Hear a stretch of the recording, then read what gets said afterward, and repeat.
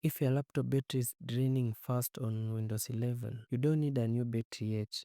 In most cases, it's just a bad setting running in the background. Let me show you how to fix it in under 2 minutes. And kindly note, this only works for laptops or machines running Windows 11 operating systems. You don't need third-party apps. You only need to change a few power settings. First, go to Start, then go to Settings, then click on Apps, then select Installed Apps.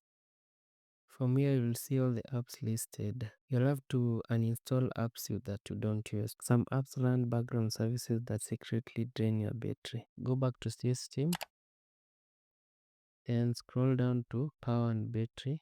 Then look for this option, Power Mode. Under Power Mode, select Best Power Efficiency. If you are using a battery power, this is the single fastest way to slow down drain because it optimizes your machine to use less power. Here is something most people forget. Keyboard brightness and screen brightness are battery killers. You lower your screen brightness up to around 50% when you're using the battery, and to do that, you just click on your battery icon here on the taskbar.